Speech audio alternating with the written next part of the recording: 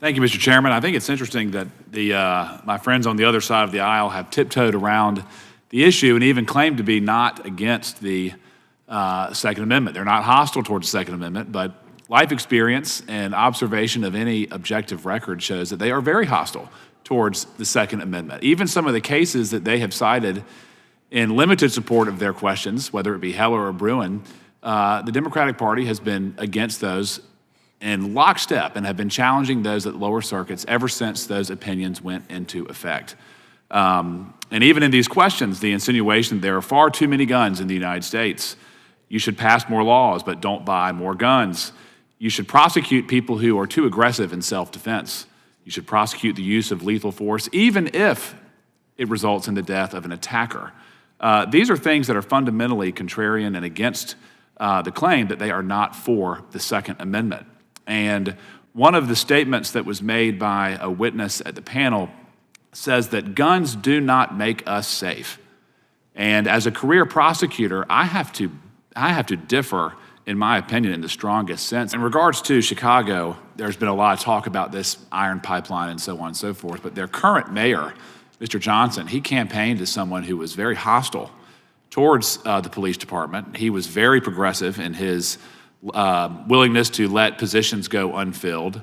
What effect does local law enforcement backing the blue, enforcing existing laws have on gun violence in Chicago and other cities where violence is a problem?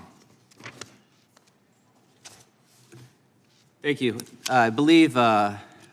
Raskin indicated that Chicago is a place where there's been a lot of the gun law strength has become much better. But if you ask the people of Chicago, they don't feel safer. They don't feel safer at all. As a matter of fact, they feel even more scared, especially when you're talking about things such as defunding the police. This gives rise to a great concern. A lot of people are, as I said, are going out purchasing firearms because they don't believe they can now feel that they have that type of protection there. So it's created a number of different situations that weren't created before. Something that hasn't been brought up, the number of people that are being charged after defending themselves is at an all-time high from my experience. Yeah. I don't know if there are any statistics on that, but from my experience, there's a tremendous number of people that are being charged that were never being charged before after defending themselves. Yep. In Chicago. I find it interesting that the other side of the aisle says we need to pass more laws. That will reduce gun violence, passing more laws, right? Well, because it's illegal to sell drugs, but what do people do? They sell drugs. It's illegal to commit assault, but what do people do? Commit assault.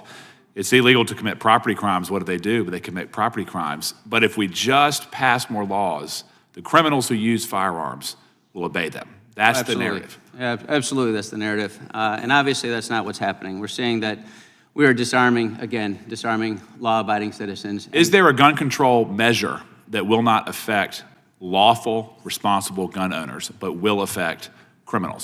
Gentleman's time's expired. You may answer the question, Mr. McDermott. I'm sorry, in what respect? You're saying, is there a law that could be passed that will not punish law-abiding, responsible gun owners, but will prohibit criminals from breaking the law? Not in this context, not at all.